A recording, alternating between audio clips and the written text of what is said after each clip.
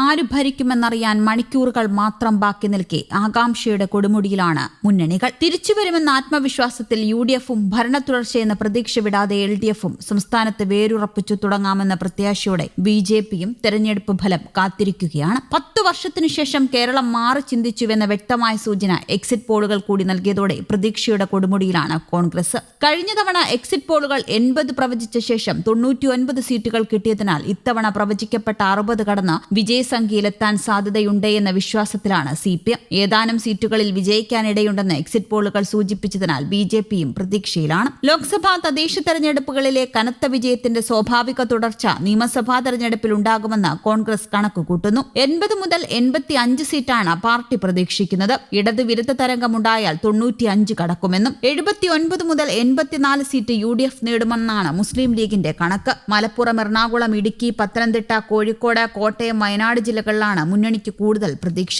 75 സീറ്റാണ് CPM-ന്റെ കണക്കിൽ. 61 സീറ്റുകളിൽ ഉറച്ച വിജയവും 14 സീറ്റിൽ മേൽക്കൈയും നേരിയ ഭൂരിപക്ഷത്തോടെ ഭരണ തുടർച്ചയുണ്ടാകുമെന്നാണ് CPI-യുടെയും കണക്കുകൂട്ടൽ. തൃശൂർ, പാലക്കാട്, തിരുവനന്തപുരം, കൊല്ലം, കണ്ണൂർ, ആലപ്പുഴ, കാസർഗോഡ് ജില്ലകൾ കൂടെ നിൽക്കുമെന്ന വിശ്വാസത്തിലാണ് LDF. നേമം, കഴക്കൂട്ടം, പാലക്കാട്, ചാത്തന്നൂർ സീറ്റുകളിൽ BJP-ക്ക് പ്രതീക്ഷയുണ്ട്. 2021-ൽ 12 നിയമസഭാ മണ്ഡലങ്ങളിൽ രണ്ടാം സ്ഥാനത്തെത്തിയ BJP ഇത്തവണ 16 മുതൽ 20 സീറ്റുകളിൽ മുന്നണികളിൽ ഒന്നിനെ മൂന്നാം സ്ഥാനത്തേക്ക് തള്ളാനാകുമെന്നും വിചാരിക്കുന്നു. കഴിഞ്ഞ തെരഞ്ഞെടുപ്പിൽ 12.52% വോട്ട് നേടിയ BJP 15 മുതൽ 16% വോട്ടിലേക്ക് ഉയർന്നാൽ ആരെയാകും ബാധിക്കുകയെന്നത് മുന്നണികൾക്ക് നിർണായകമാകും. എക്സിറ്റ് പോളുകളിൽ ബഹുഭൂരിപക്ഷവും UDF-ന് നേരിയ മുൻതൂക്കം നൽകുമ്പോഴും മാന്ത്രിക സംഖ്യയായ 70 കടക്കാൻ ഇരുമുന്നണികളും കിതയ്ക്കുമെന്ന സൂചനകൾ തൂക്കുസഭ എന്ന സാധ്യതയിലേക്കും വിരൽ ചൂണ്ടുന്നുണ്ട്. 90 സീറ്റെന്ന സുരക്ഷിത ഭൂരിപക്ഷം ആർക്കും പ്രവചിക്കപ്പെട്ടിട്ടില്ലാത്ത സാഹചര്യത്തിൽ നേരിയ ഭൂരിപക്ഷത്തിൽ ആരധികാരത്തിലെത്തിയാലും അത് കേരള രാഷ്ട്രീയത്തിലെ പുതിയൊരു ബലാബലത്തിന്റെ തുടക്കമാകും.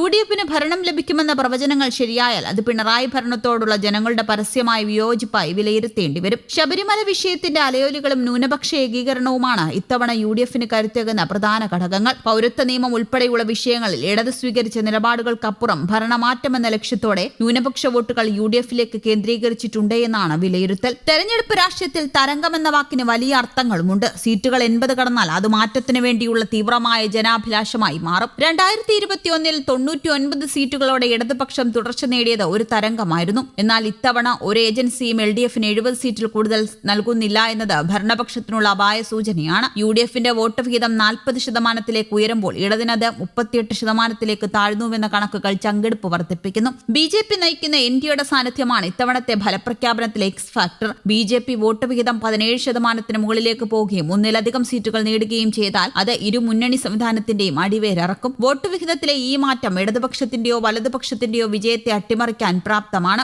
വോട്ടുകൾ പല തട്ടുകളിലായി ഭിന്നിച്ചു പോയാൽ അത് കേരളത്തെ ഒരു തൂക്കസഭയുടെ അനിശ്ചിതത്വത്തിലേക്കാക്കും നയിക്കുക. ഇടതുമുന്നണികൾക്കുള്ളിൽ തന്നെ സർക്കാരിന്റെ ചില നയങ്ങൾക്കെതിരെ ഉയർന്ന അമർഷം വോട്ടെടുപ്പിൽ പ്രതിഫലിച്ചിട്ടുണ്ടോ എന്നതാണ് പാർട്ടി അലട്ടുന്ന പ്രധാന ചോദ്യം. പാർട്ടി കേഡറുകൾക്ക് അപ്പുറത്തുള്ള സ്വതന്ത്ര വോട്ടർമാരുടെ പിന്തുണ ചോർന്നാൽ അത് കമ്മ്യൂണിസ്റ്റ് ഭരണത്തിന്റെ അന്ത്യത്തിന് വഴി തുറക്കും. അഴിമതി ആരോപണങ്ങളും പിൻവാതിൽ നിയമന വിവാദങ്ങളും വോട്ടർമാരുടെ മനസ്സിൽ എത്രത്തോളം സ്വാധീനം ചെലുത്തിയെന്ന് ഉടൻ അറിയാനും കഴിയും. ഭരണവിരുദ്ധ വികാരം ഒരു തരംഗമായി മാറിയാൽ കോൺഗ്രസ് നേതൃത്വത്തിലുള്ള UDF-നത് അനായാസ വിജയമൊരുക്കും. എന്നാൽ LDF ക്യാമ്പ് ഇപ്പോഴും പ്രതീക്ഷയിലാണ്. എക്സിറ്റ് പോളുകളെ തള്ളിയാണ് LDF ക്യാമ്പിന്റെ പ്രതീക്ഷ.